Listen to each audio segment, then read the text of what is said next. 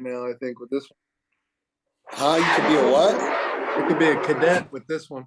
Yeah, you went short. Yeah, they went tight. Hey, look at this, Walker. I'm going to play a song just to introduce our episode today. You ready for this? This is just what I was thinking about Walker Buehler this morning. Give me with it. Oh my. Old school. Feels so good to be back. I almost walked out to that my first game back. This is like the greatest Eminem song ever, Square Dance. That's old school and I love it. Are you an Eminem fan? Yeah, I mean, I think everyone my age growing up was for sure. Are you an overall hip hop fan? Yeah, as weird as this sounds, like everyone always asks me what I listen to or whatever. Like, I'm not a big music guy, I don't think. You know, I have the stuff that I listen to, but it's not like I'm not going to bring you anything new, you know? So you're not the guy that goes, what do you mean you haven't heard of Zach Bryan? You got to go find Zach Bryan, man. Right. I get the best way for me to explain it is like probably every 6 months I add like 6 songs to my, Spotify playlist. And I listen to like those 6 songs for 6 months. Like So it's not very broad. were you ever influenced growing up in Kentucky by like bluegrass, country, that sound in Kentucky? No, you know what's funny about that is I think I probably got more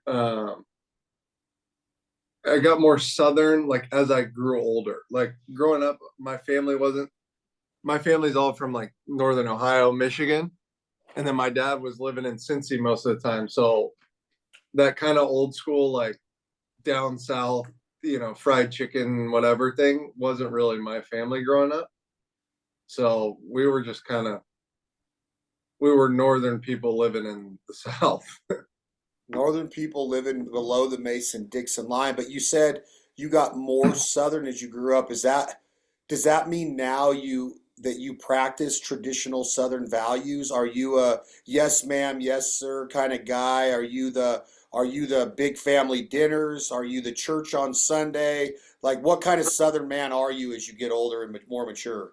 No, I mean I think that stuff becomes more important to me. I think largely as we've gotten older. My wife's family's a lot more kind of traditional Southern or redneck, however you want to describe it, than my family is. And that's something I've kind of leaned into. I've been on this podcast 3 or 4 times now. We've kind of talked about I didn't start hunting anything till I was in my early 20s. So I think my wife's family, my brother-in-law particularly, kind of got me into a lot of that stuff. And I think hunting can be like the last thing that a lot of people do in terms of that lifestyle, right? Like, oh, we have the family dinners, the church, the this, the that. And then for a lot of people, that's like the last straw, right? Like, oh, now we're going to go get our own food, right? Like that's the thing. But for me, it was really like the first thing in that, like, here's this thing I can get 5, 6, 7, 8 hours of like peace and calm.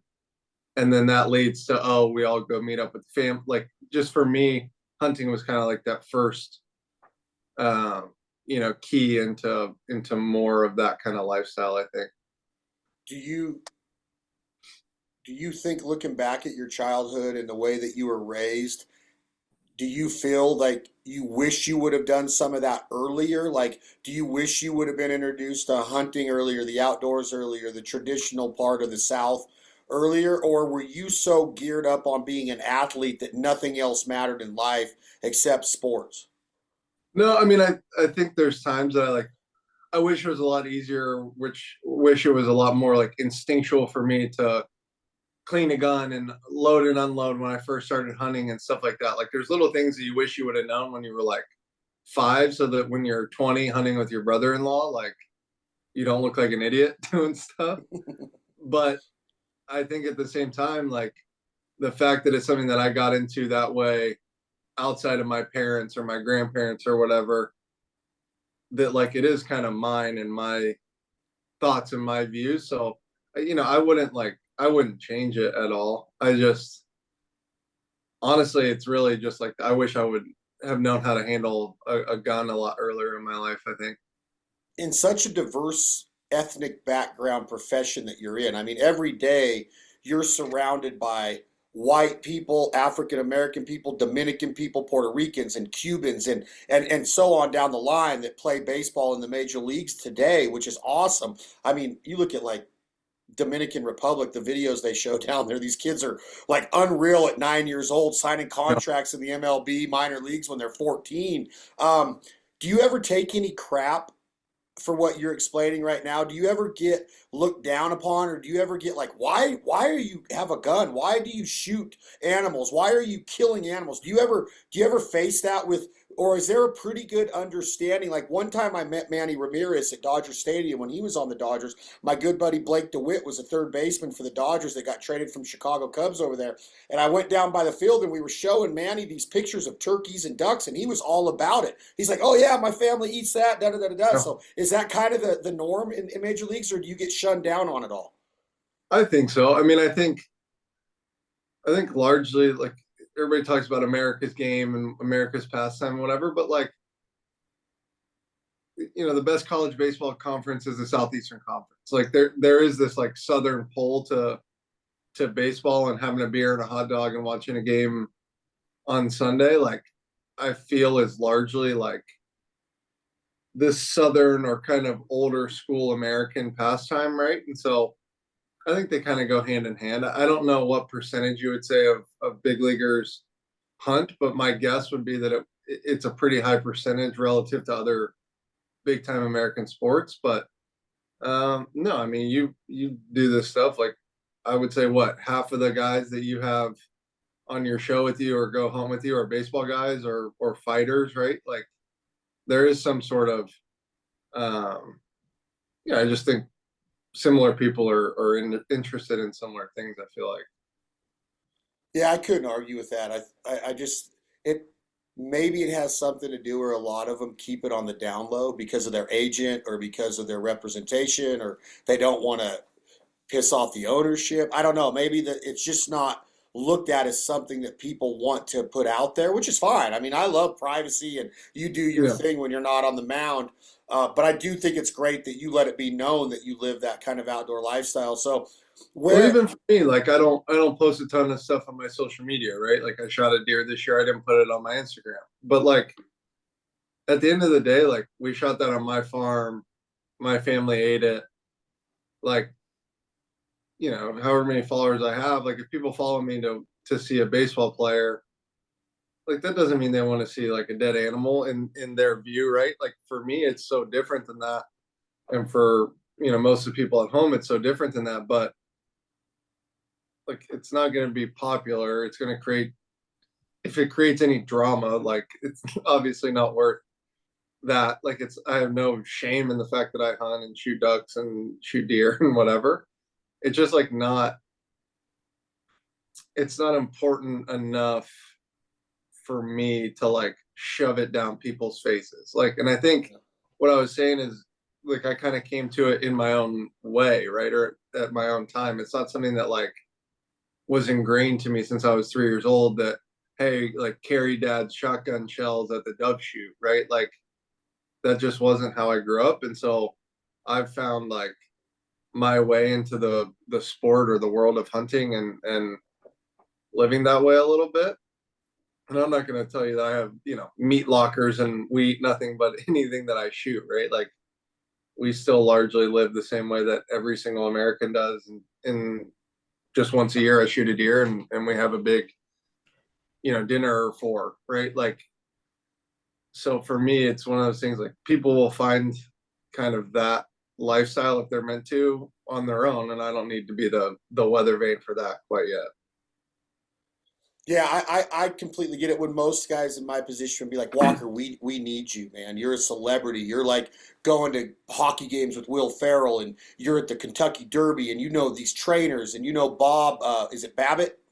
Effort, yeah. You Baver, you know all these people. We need you standing up on this platform in this soapbox and saying, "I salute the hunters and gun." Like I get it. Like you don't have to be that guy. As much as I love seeing the culture of hunting showcased in a positive manner, Yeah. It doesn't have to be shoved down people's throats, like you say. Do you look at it as something that you will continue to do after baseball? Do you Oh love yeah. the outdoors that much that are you addicted in a way, but you just kind of you got to keep it at bay because of your profession? You don't really get to start hunting consistently until the World Series is over, which can go all the way into like mid-November now. So like you're missing the first 60 days of most hunting seasons, but you're Right. coming out the rut's starting like right about when Walker Buehler's getting ready to take the cleats off and put the boots on and get his bow.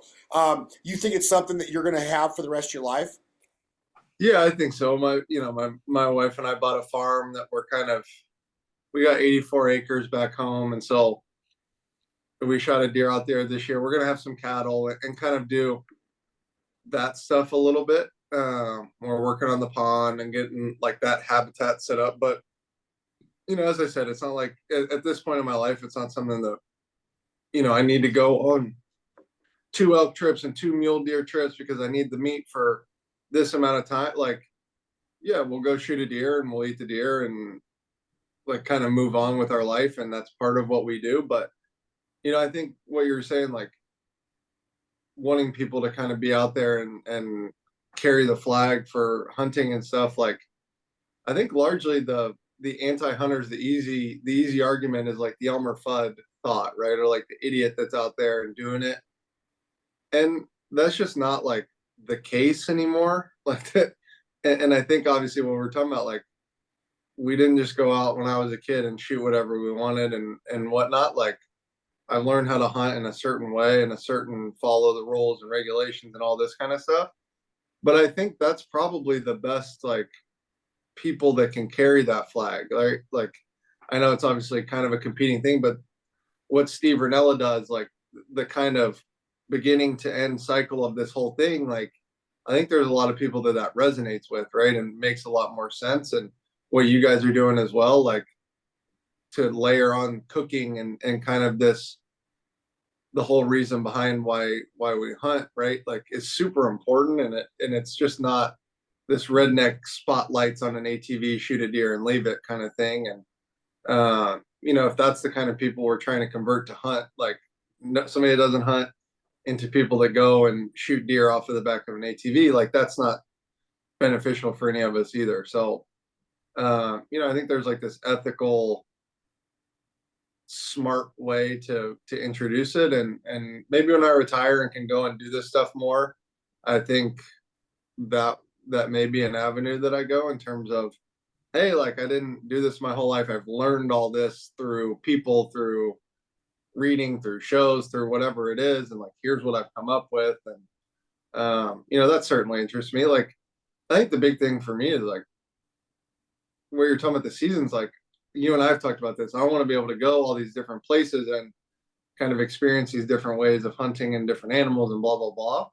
But like the timing of it is so difficult for us right now. Like I'm lucky enough to get out and go at our farm and a couple ponds around Kentucky and shoot a deer, and then it's kind of time to train and get ready to roll. So I'm kind of soft entered.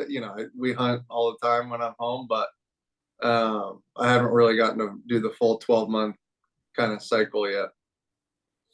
Great transition, Walker Bueller. A lot of people, not a lot of people, but I've heard people in life that have come close to death, whether it was a car accident or just something happened to where they woke up and they're like, oh my God, like I look at life different now. Okay. Now I'm not trying to make this dramatized because ever since I've met you and become really good friends with you, I consider you a good friend now. You're pretty laid back about your career. Like when you were going into surgery last year, you're like, hey bub, it is what it is. Hey bub, it is what it is. It's like, holy shit, like that's a big deal. And you're just, but let me ask you this. This is coming back from your second Tommy John.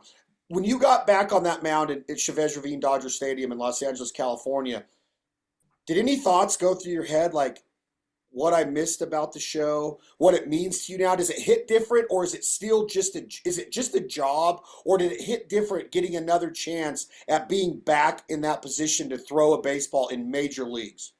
Yeah, I mean, I think the bar for like being content about it is so much lower now. Like it just to like throw the first pitch of the game and like hear your music and do all that stuff. Like is a lot cooler. Now I don't know, like we're 5 starts in, like I feel largely like I did 3 years ago. Like I got to do my job, blah blah blah. But for the first couple starts, like just being there was really really cool for me, and an accomplishment kind of in itself. Like there aren't too many guys that really have done the two Tommy John thing and come back and been like close to what they were before. And I think that was always kind of the goal. Now, do I need to perform better? Yeah. Like, do I want to perform better?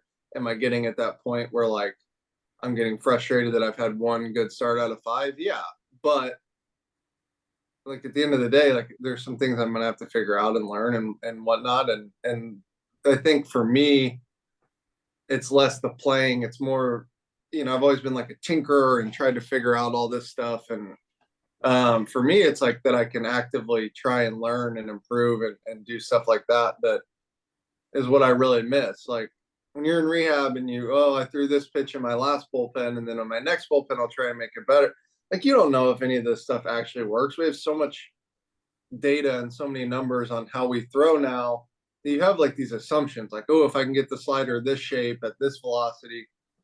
But until you face professional hitters, like big league hitters in a big league game, like you're never going to know where you're really at. And so I think that's been like the fun part for me is, I think you can boil it down to competing, but at least the way that I've always thought about competing is a little different, where I'm always kind of trying to figure out the next thing or figure out how to perfect something or take the next step forward on whatever I can do. And I think being a healthy, active major leaguer is the only way that I know how to do that.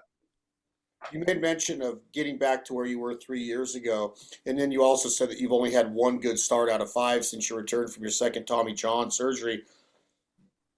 What what happens in a ballpark or a dugout or management? Do you get talked to a bunch by management? Does Davey sit you down? Do they ask you how you feel? Obviously, ask you how you're feeling, but are they going back and teaching you new things, or how does somebody in the coaching staff or the management mentally get Walker Buehler back to where?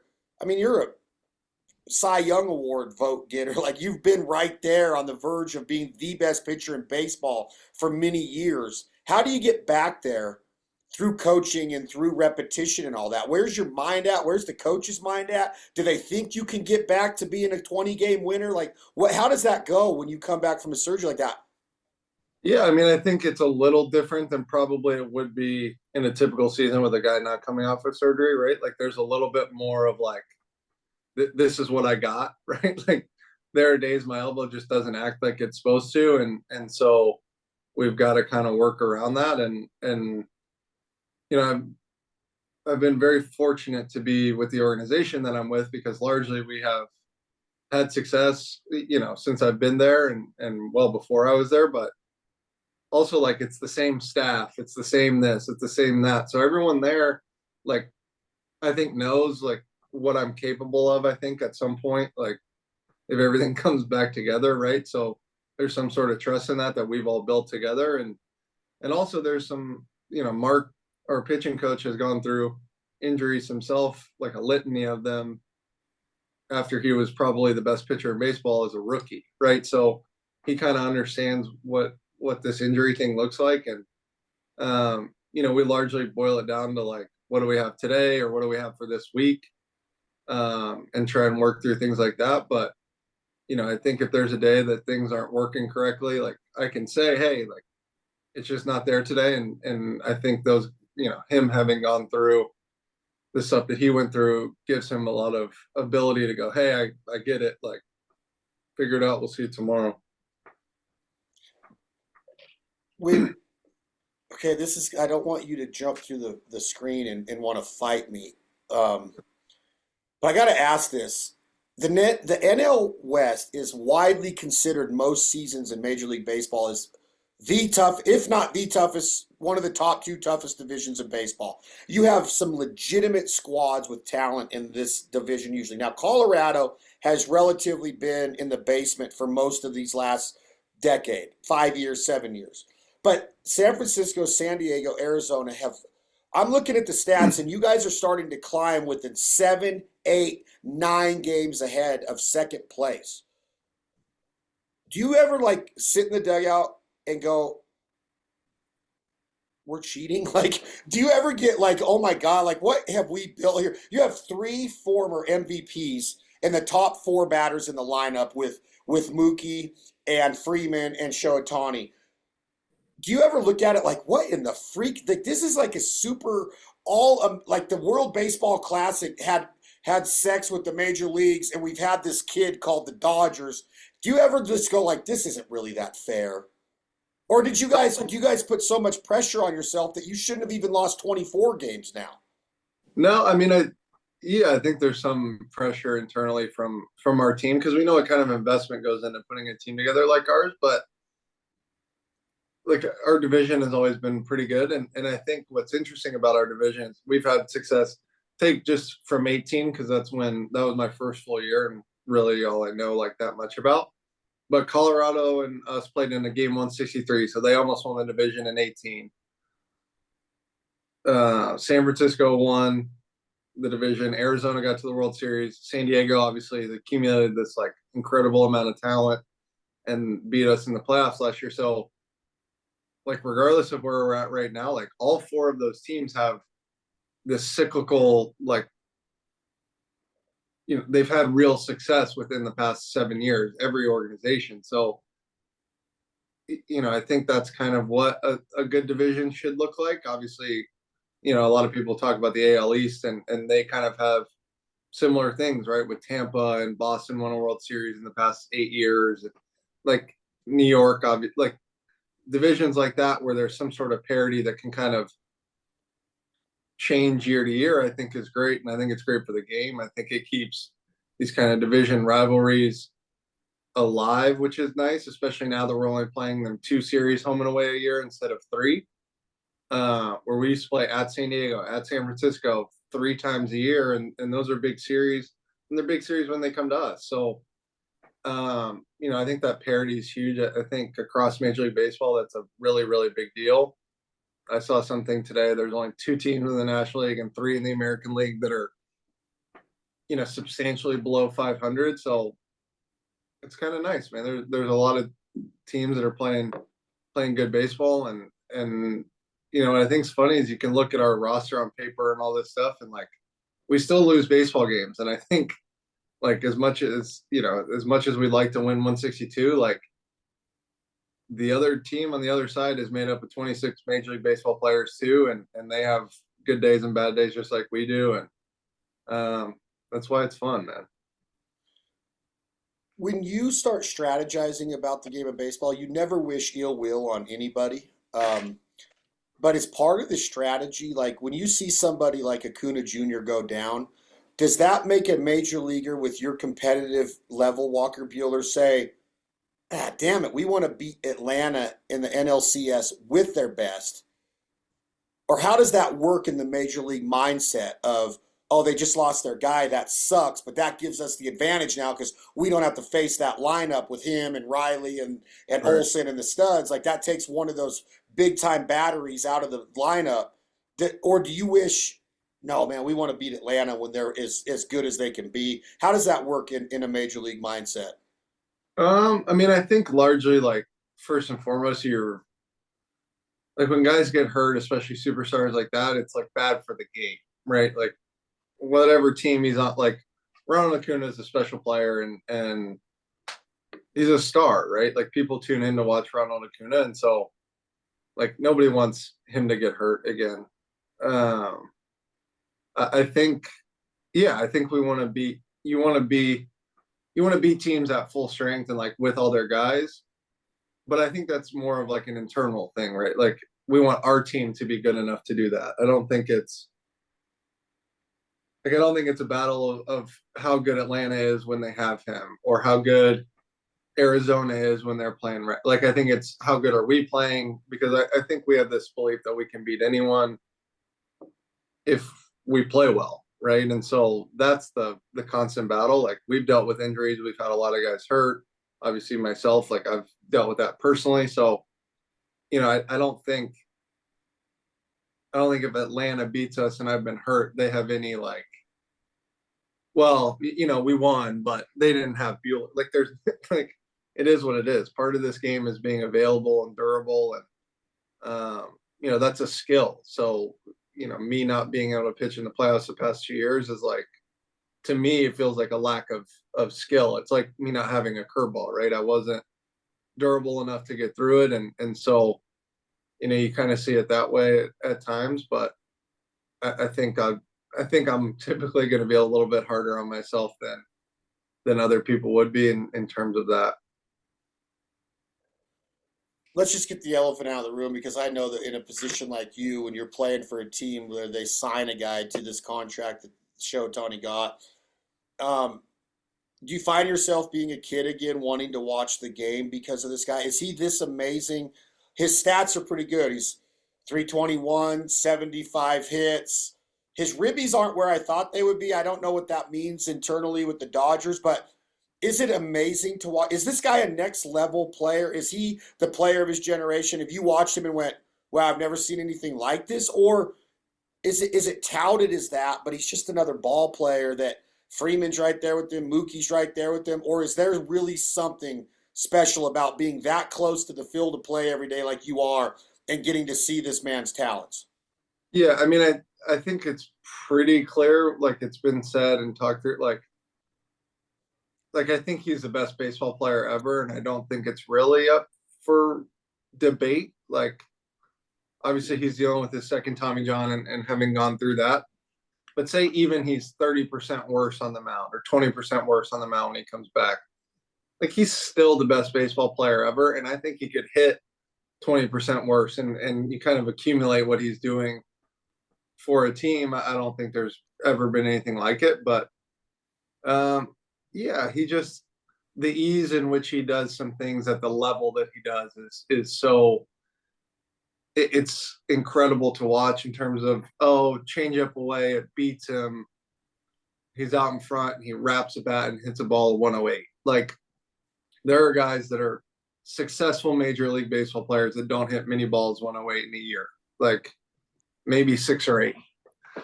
And he does it like pretty routinely on balls that he's beat on. Like, I guess it's probably the best example of it, but he hit a home run in Washington that he top spun into the second deck that people don't do.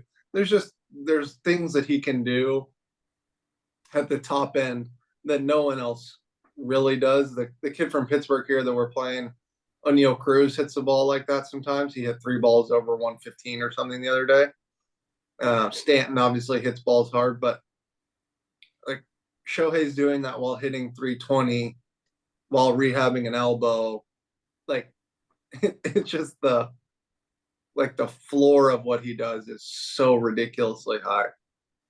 Would an organization like the Dodgers, unless it's written into his contract and his agents got it to where the Dodgers agreed that, of course, he's going to pitch again, do you take a chance with his offensive prowess of losing that, of him coming back and hurting his elbow again, throwing the ball wrong, or the ligament not working out? I know that they say that ligament will last another 7 years, when you get that surgery. But will they let him pitch again to take a chance of losing him for a season to rehab another Tommy John?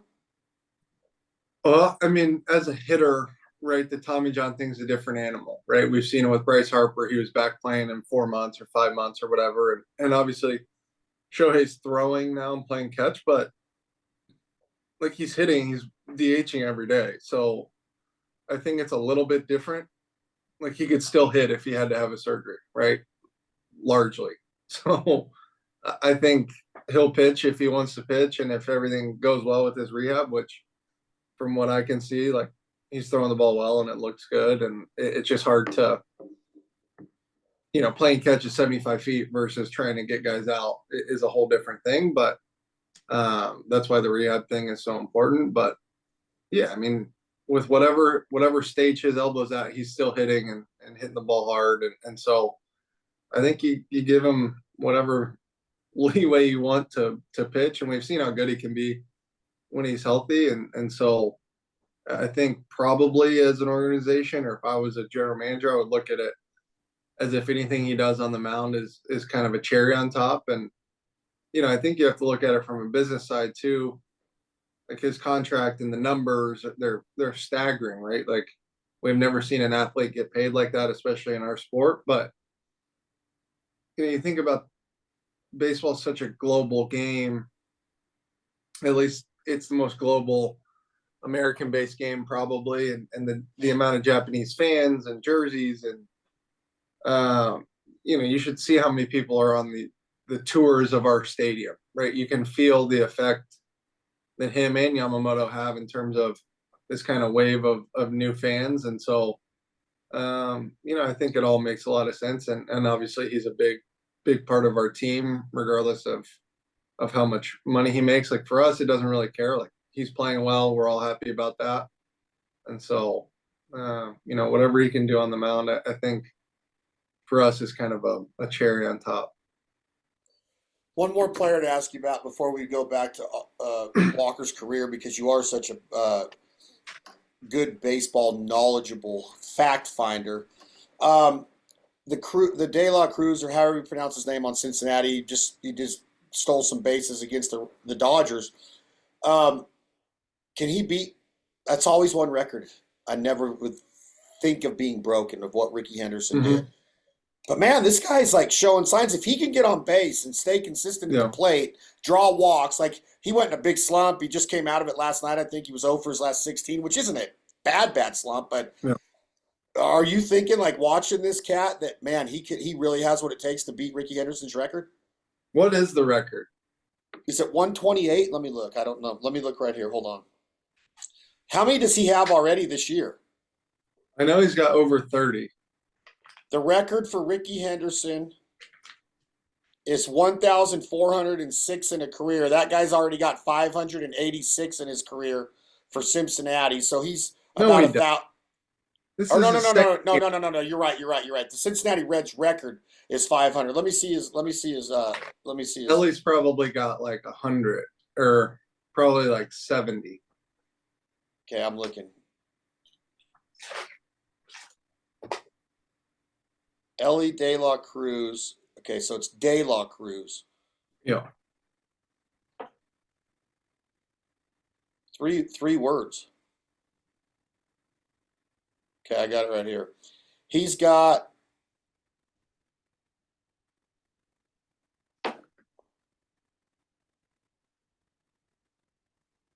I wish that was a more prevalent stat that they always just put up front. Do you want me to find this for you, Chad? No, I got it right here. Yeah, you should. You're the man about all this. It's got 32. So I don't know. Maybe what was I on 30. Drugs the other night when I was watching? Maybe they had his combined. He has 67 in his career so far. 67 in his career. Okay, never mind. Stop the questioning. Like something was put in my mind that they must have showed that 67 the other night, and I thought that's what he had on the season already. And I'm like, shit, he's already halfway to Ricky Henderson's record. I read it wrong. I could never do a just baseball podcast because I'm not well versed enough. No, he's a special talent. Obviously, him and O'Neal Cruz both, I think, are similar frames and similar kind of outlier talent in terms of the power, and they can run and throw. And I think we'll see with Ellie in terms of the stolen base stuff, just because I think he'll probably develop into a little bit better hitter and tap into the power that he has. So I think he may end up hitting too many homers to steal that many bags. In the modern era of baseball, Ty Cobb set a single season mark of 96 stolen bases in 1915 that lasted until it was broken by Maury Wills with 104 in 1962. A new modern mark was set by Lou Brock with 118 in 1974, and again by Ricky Henderson with 130 in 1982. That's a lot of bags. 130. That's 100 more this kid needs to break the record this year. Yeah, I think that'll largely be one that's probably not broken. You got to think also in today's day and age, like the strikeout is such a big proponent, right? Or you look through the batting averages down across the league. Like you've got to get on base a lot of times to steal 130 bags. So that's just the slap it on the ground, beat it out. Like that's just not such a huge part of our game anymore. So less guys are hitting 300. You're just looking at a numbers game here, right? If you steal, I think you'd probably have to look at it like Ricky Henderson, say you got 200 hits even in that year. That means he stole like what? 0.6 bags per time he reached base. So like you still have to get on base a ton to steal that amount of bags. When you brought that up, I looked it up. 128 stolen bags in 1982. What did I say? 130? 130. He had 143 hits that year. Yeah. How many walks? Just 13 more than the number of stolen bases he recorded that year. Not only that, he actually had 25 more steals than singles, which he had 105 singles to get on first. So that means he was still in third a little bit. Yeah, and how many walks did he have? Because that's the only other way, or hit by pitch. Ricky Henderson walks in 1982. That's an amazing season of stealing bags. 100 in the major. Henderson swiped 100 plus bases in 3 of his first 5 years in the majors, which set him on a record. He walked more than 100 times in each of those 100 steal seasons. So you can look at 130 hits plus 100 walks. He's got 230 chances of being on first base. Yeah, and he had 24 doubles and 10 homers. So take that out of the 143, say it's 100. He had 105 singles. So out of 215 kind of real chances, he stole 130 bags. Very crazy. About 0.6, like I said. Crazy. Now, has the game changed so much that the split times are that much better? Did Johnny Bench have a 1.8? Could these guys throw Ricky Henderson out, Gary Carter and Mike Shosha, these badass catchers back in the day? Yeah. Could they throw? Were they as good as the catchers today? Has that changed some? I think, yeah. I mean, I think everything's different, right? As humans go forward, and a lot of people don't want to admit it, but like as athletics goes forward, they improve, right? Like the 100-yard dash time, like, will be beat at some point. Like maybe in 20 years, we know Usain Bolt was like this freak of freaks, but like sports get better largely over time. I think one thing is like back then the sinker was thrown a lot, so I think to catch and throw on the high heater is a lot easier than to throw on the sinker, right? Which is like kind of a really general way to put it, but certain pitches are being thrown that are easier to throw on. I think back then, though, no time, no pitch clock, no stuff like that. Now we're only allowed to step off once. Like stealing bases back then was a huge part of the game, but it was probably arguably a little bit more difficult just because of all these rules that are being put in to make that more part of the game, right? People like seeing that. It's a fun play. So yeah, I think baseball's trying to incentivize it again to really steal bases, and you can see a lot of these teams that you can kind of see generally like their organizational philosophy is like we want players that can run and can steal bags, and Cincinnati is certainly one of those teams. Last Ricky Henderson question, then we're 100% back on Walker, which I know you don't mind. You love talking baseball, but you had mentioned 10 minutes ago, Shohei Ohtani's the greatest baseball player that ever lived.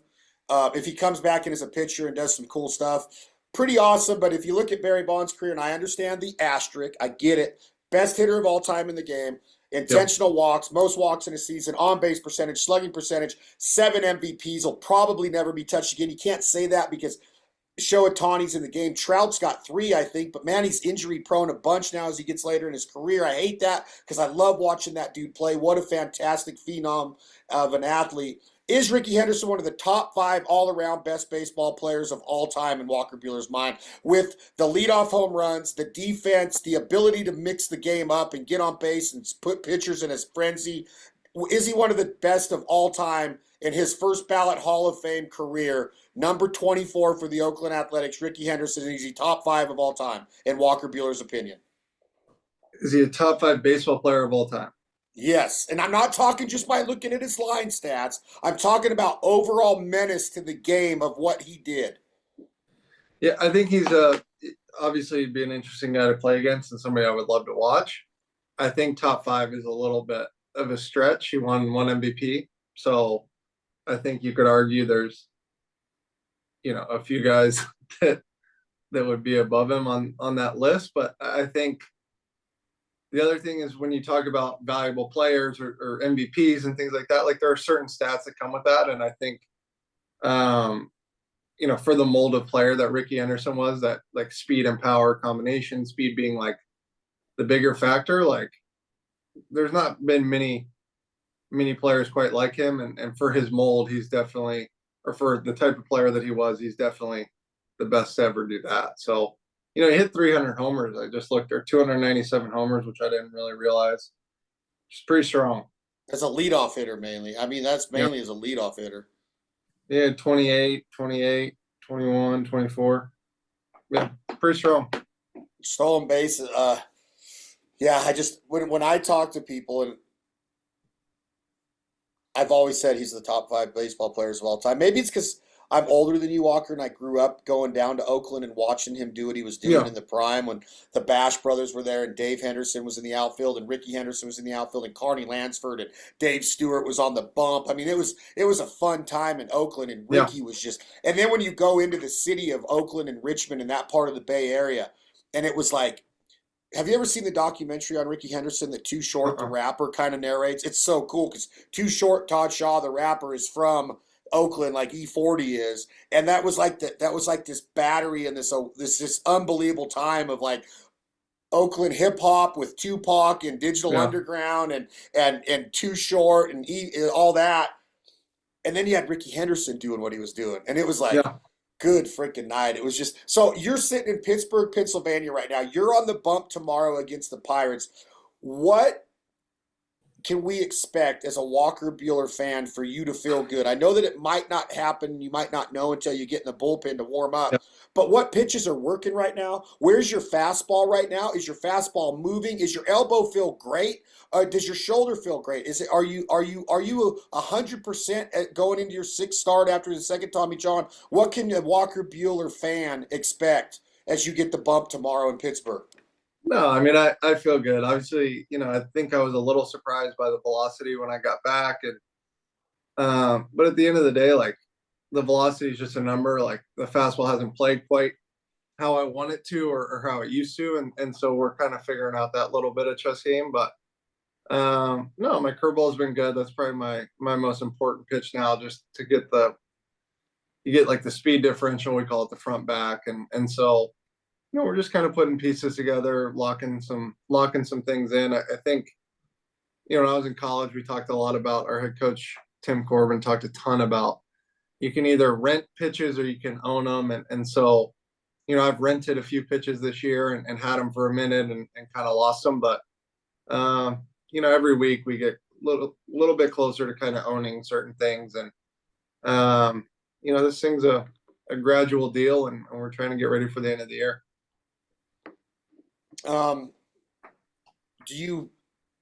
Is your mentality and your mental state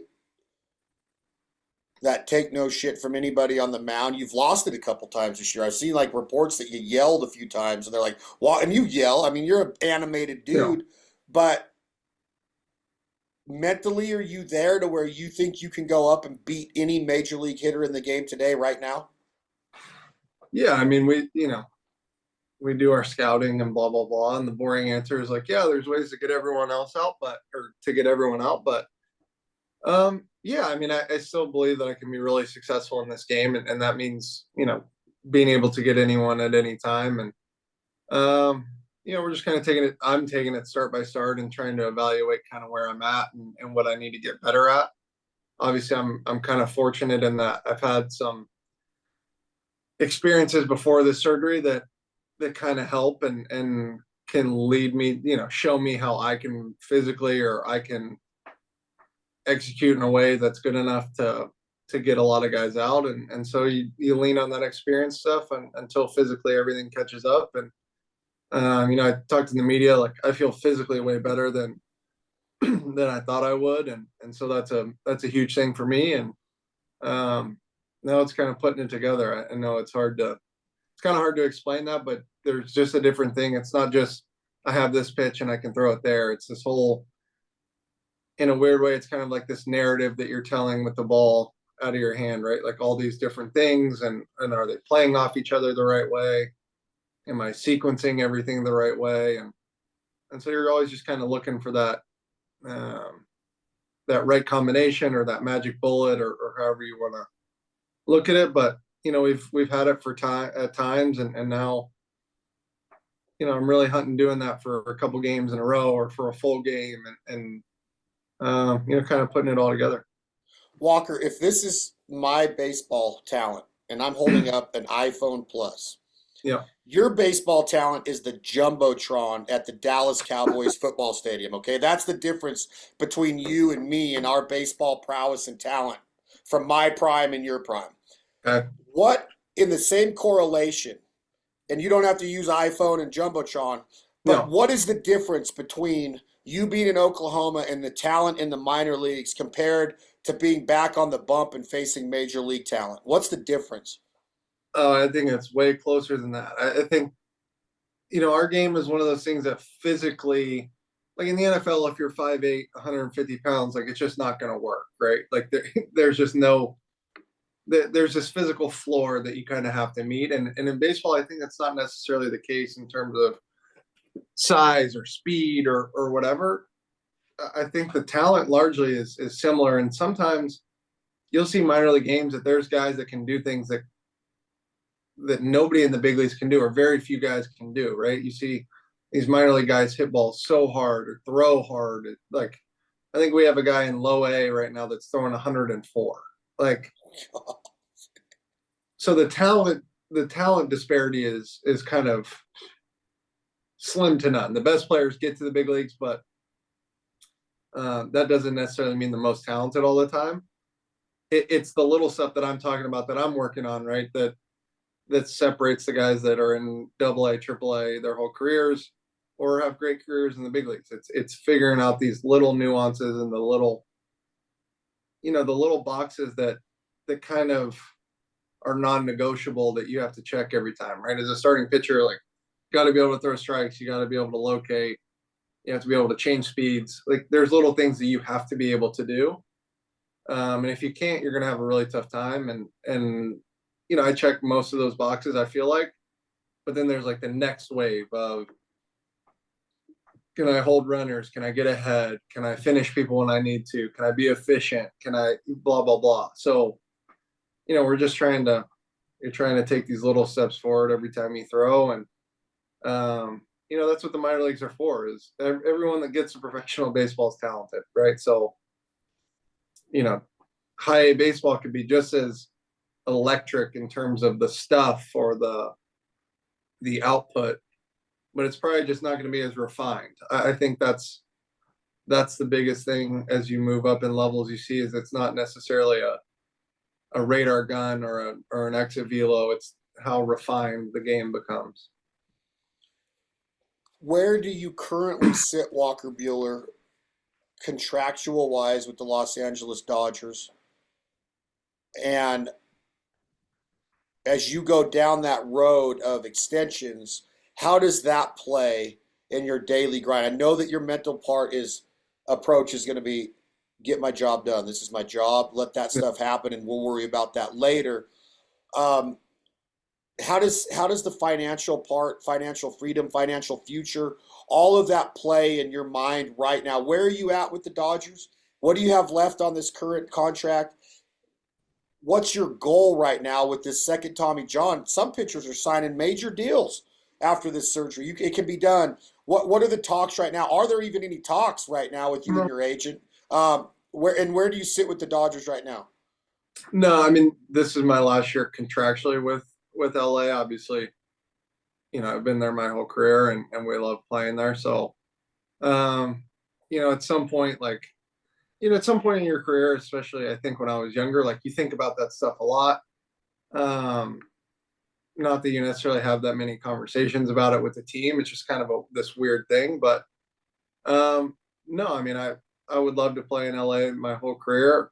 We'll see kind of what happens with that. It's not just up to me. And largely I got to play better to even factor into that stuff. So, there's a floor for being able to say, "Oh, I want to do this or I deserve this." Like, you got to play good, and so I think that's kind of on the forefront for me, and um, playing good, helping our team win, and hopefully helping our team in October. I think are the focuses, and all that other stuff kind of takes care of itself.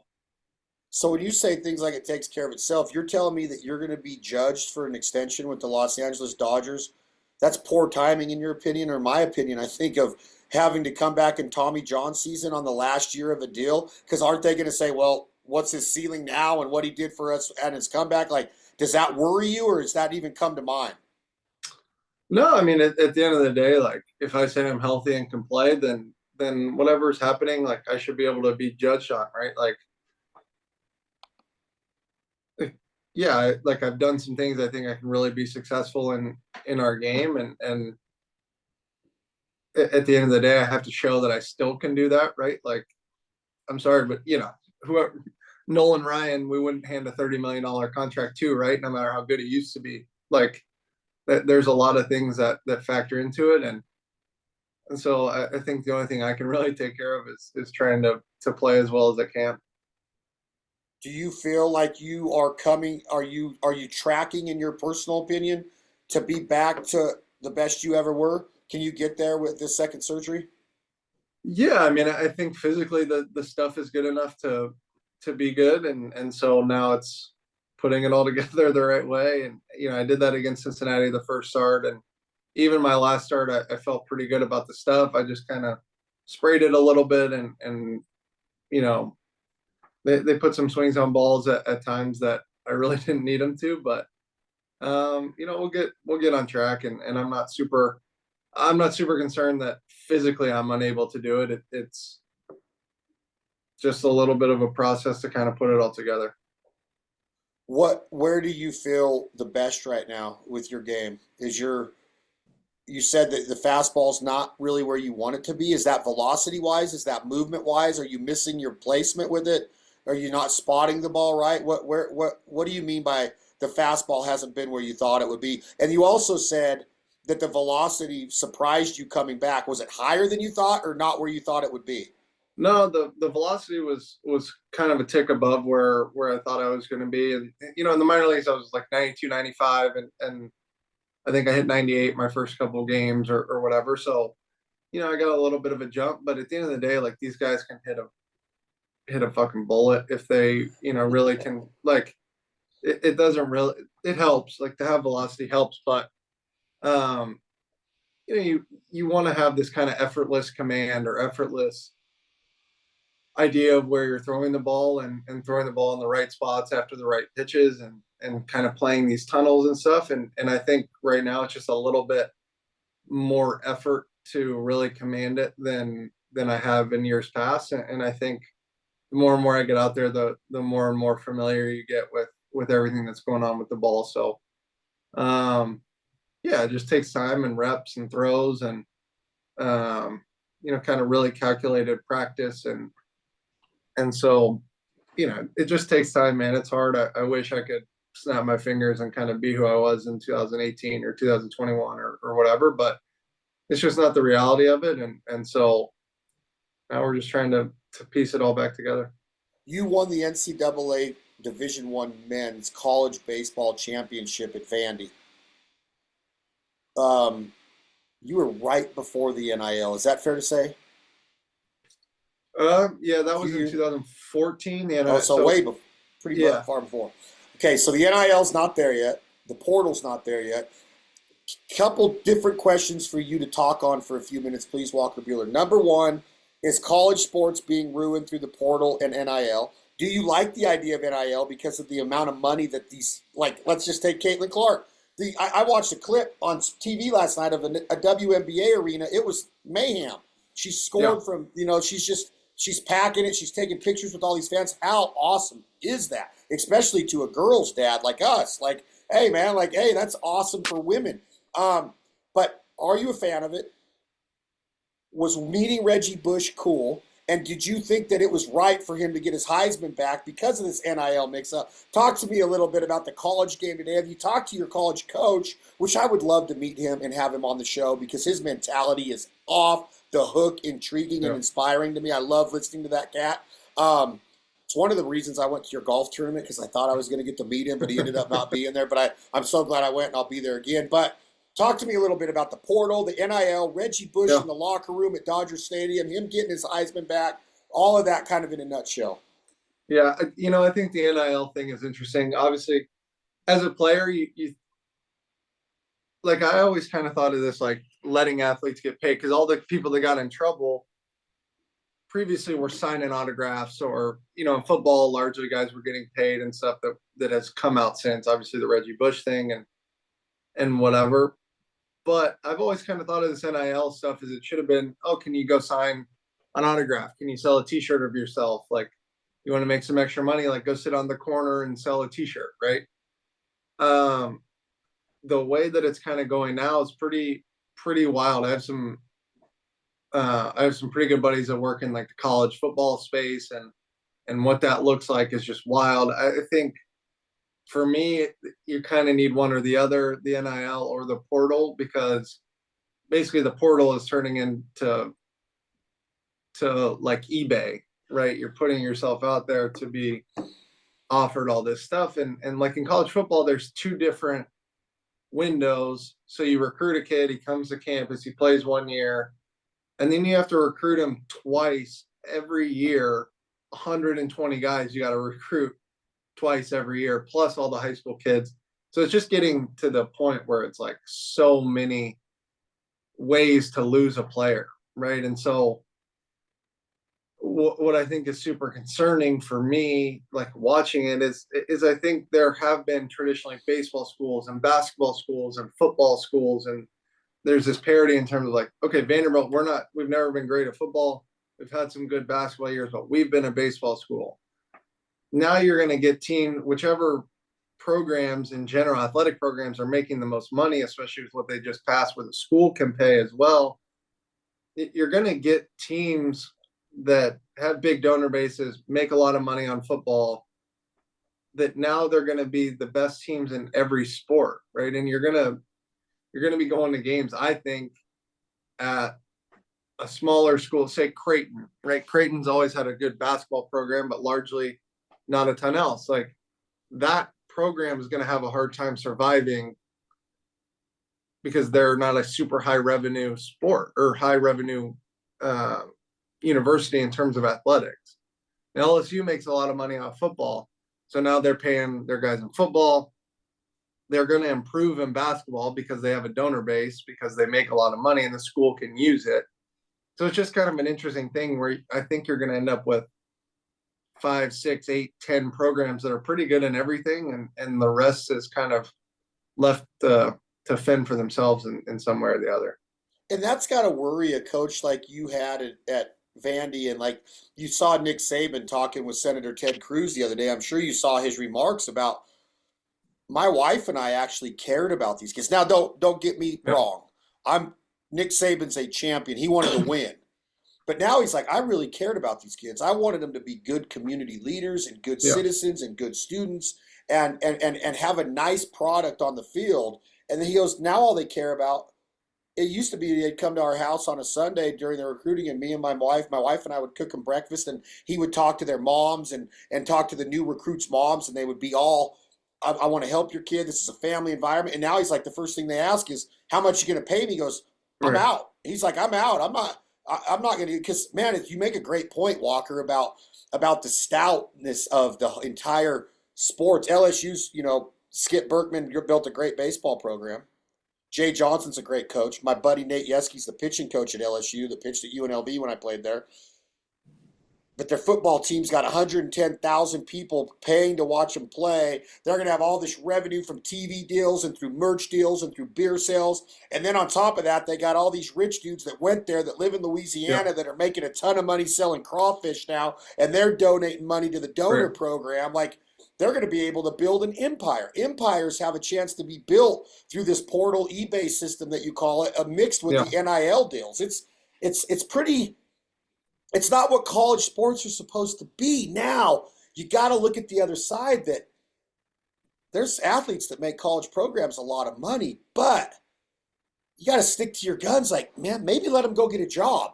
You couldn't even have a job when you're on Right. scholarship when I played, right? Like what you're saying about selling shirts. Let them go get a job, but to pay these 17, 18-year-old kids millions because they signed a letter of intent to come play, that's crazy talk, man. That's not what college sports were meant to be, in my opinion. Yeah, and listen, like I don't want to be the former college athlete that's like disparaging that college athletes are getting paid now and we didn't, right? It's not like I would have been a big high revenue guy either. But I think there's some middle ground, and I think having the NIL on top of the portal makes it very tough. You know, I think you also don't want to saddle an 18-year-old kid with some sort of, hey, we'll give you this money, but here's the contract, right? Or it's a 3-year deal and you can't leave if mom or dad gets sick and you want to go home, right? Like there's just all these things that you're putting this crazy like super adult burden on 16-year-old kids that you're recruiting in their living room at their parents' house, right? And so it's gotten so close to professional sports that it's almost indistinguishable for some people. You know, when I hear about guys that are looking at going to the NFL draft and they're evaluating their NIL money versus what they would get in the third round of the draft, like it's just an interesting deal. And I think it's hard to get kids to buy into this, like, hey, we're here to win the national championship. That's all that matters kind of thing, when they're like, as long as I play good and I get paid my 750 or whatever, like it is what it is. Like it's hard, man. You were touching on Nick Saban. Like my favorite story about Tim Corbin is that he still knows the name of the parents of every player he's ever recruited. There's no freaking way. There's no way. Are you serious? Yep. How cool is that? So you think if he recruits 50 kids a year for the past 30 years and he still remembers every kid's parent's name. And so I think for me as a high school athlete, knowing that or hearing that, and not that I even knew that when I was going through the recruiting process, but you can tell what kind of human he is. And you know, their recruiting pitches, baseball is very secondary or tertiary to going to a good university, becoming a, you know, educated man, as well as the kind of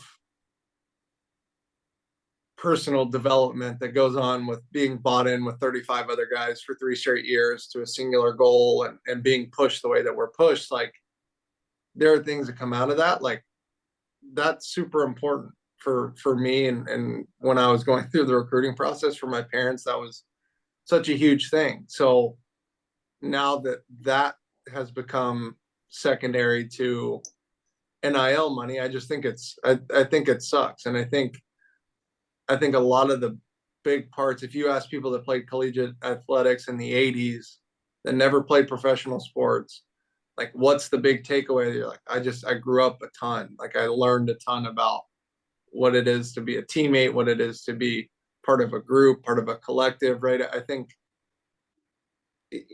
obviously the military is this whole different level of that, but like for a lot of people, as close as they're ever going to get to that, like brotherhood bond thing is going to be collegiate athletics. And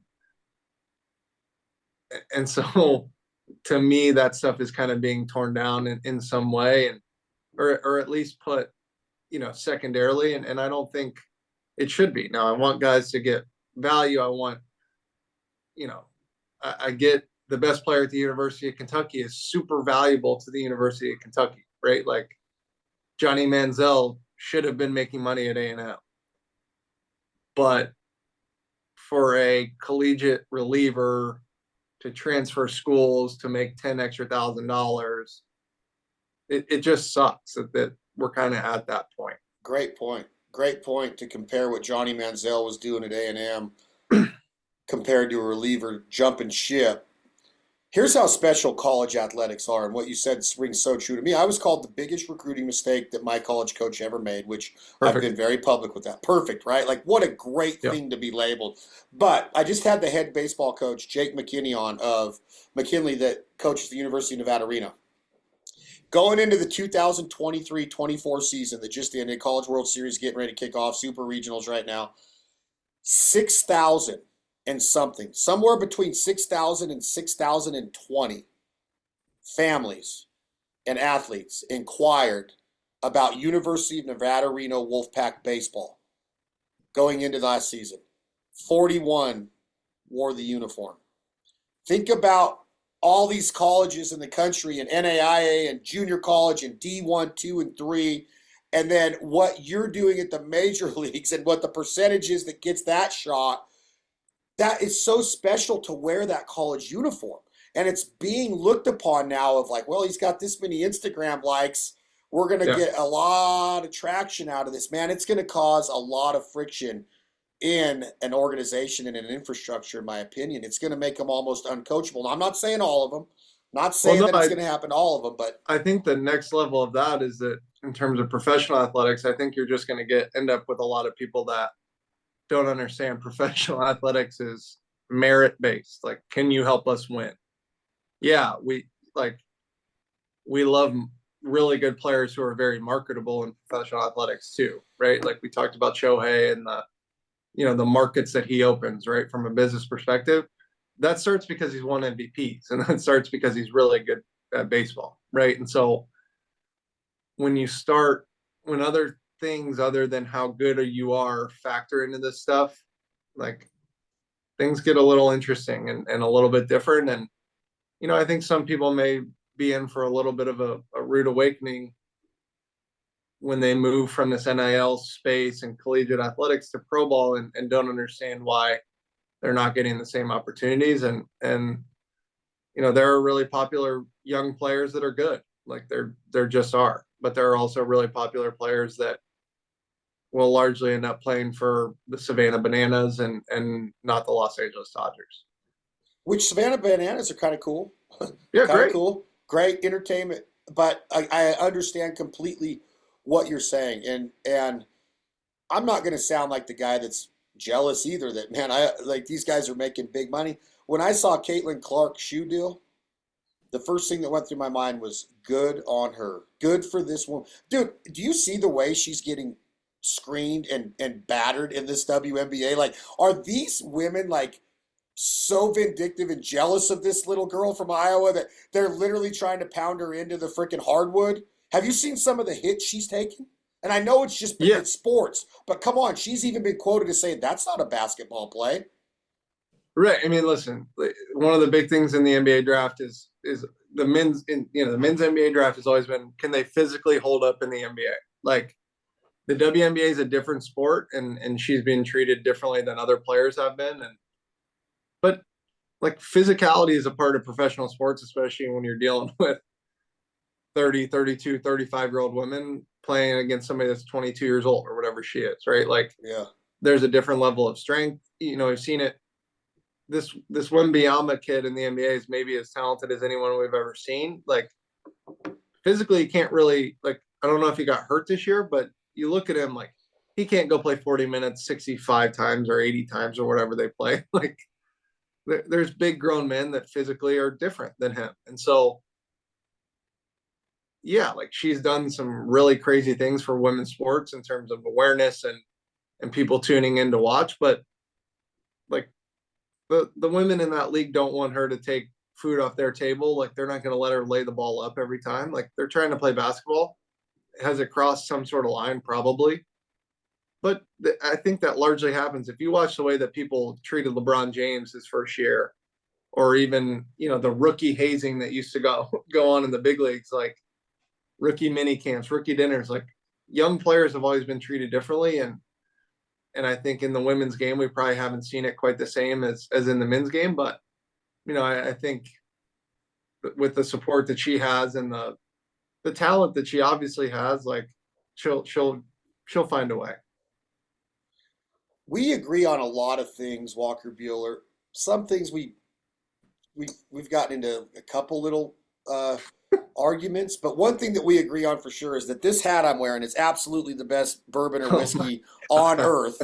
Okay, I know you're a Kentucky boy and you got the bourbon trail up there, but Jack Daniel's Sour Mash Tennessee whiskey, absolutely the finest bourbon whiskey on the earth. It is a bourbon. It qualifies as a bourbon, but it's considered a Sour Mash Tennessee whiskey because of the charcoaling process. I was looking at your bottle yesterday that you signed for me of your of the bourbon that you did. I am going to invite you again for this fall, sometime in spring. But no, it's got to be before that because of spring training, and you got a little window. But I want to do a little players retreat to Lynchburg on a barrel selection. I want you to help me put that together because you've got to start showing people that you have good taste and can drink a classy whiskey. Okay, so can we agree on this that we will put this trip together to Lynchburg, Tennessee, USA? I'll soft commit at this time. Commit. We'll see what kind of NIL money you bring. Well, I'm thinking that depending on what contract you sign going into next February, which it'll probably be signed around Thanksgiving, Christmas time, maybe even before that, I'm going to have you pay for the entire trip actually on a private jet to come and get us all and bring us down to Lynchburg. Interesting. It's an interesting concept I'm building here, Walker Buehler. I hear you. When is Walker Buehler bobblehead night this year? Has it already happened or is there going to be one? Yeah, we already had one. I think it was on 420, if I'm not mistaken, which was kind of an interesting setup. Oh, that's interesting. Is that a Cheech and Chong bobblehead or a Walker Buehler? You never know. Can you get me one? Why? I mean, can you get me a bobblehead or are they gone? No, I've got a few at the house. You do? I do. Do you have an extra one you can sign for me? Yeah, we'll see. We'll see. You know, it's all pay to play these days, buddy.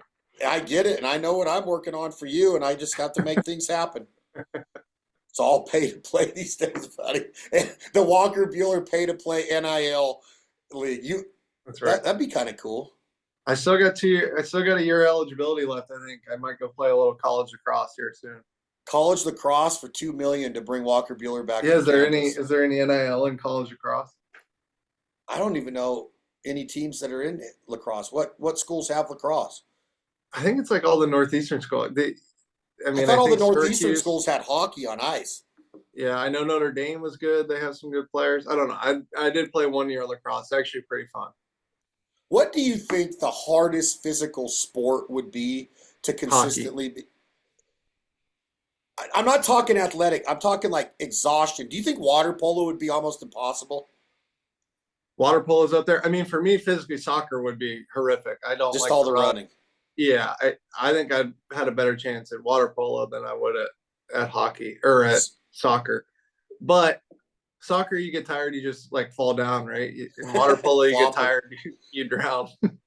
So you're more of a golf guy. You're a good golfer, but you like the pace of golf as opposed to a soccer pace. Yeah, I wish we had handball in America. I wish that had caught on a little bit in America. I think that would be a fun sport. You could have a hell of a career as an ex-major leaguer in 10 years as a pickleball player. Yeah, pickleball's gotten big. I still maybe cardiovascular. That might be a little much for me. I might have to play doubles. You know, Brad Penny, the great baseball pitcher back in the day, he's a professional pickleballer now. Yeah, my buddy Kent Merker, who played for a long time, who works with my agency, is like big time into it. He played in the U.S. Open this year. So was he a Brave for most of his career? Yeah, Brave and played for the Reds a pretty good amount too. So yeah, he threw a no-hitter at Dodger Stadium as a Brave, I believe. And before my first start in the big leagues, he sent me the highlight video of it and let me know that special things happen at Dodger Stadium. Wow. Yeah. My buddy Kevin Gross threw a no-no against San Francisco, I think, at Dodger Stadium when he was on the Dodgers, though. Yeah, there's a few of them. Your no-no's coming. Your no-no's coming. Well, all good, my man. Well, I appreciate Walker freaking Buehler, the man, the Dodger, on the bump tomorrow against Pittsburgh. I'm gonna crystal ball this and predict it, and I'll get back on here and give an update.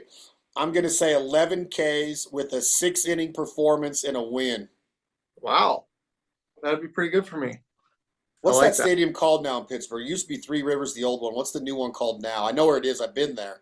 PNC, isn't it? PNC Park. PNC Park. Okay, last thing before I let you go. Now, look, you're a wild game eater, you're a connoisseur of fine foods. In Pittsburgh, there's a sandwich shop there. Do you know the name of the Brothers Sandwich Shop? There's like 4 or 5 locations. Have you heard of No, this I've place? heard about this. They put the French fries on it, right?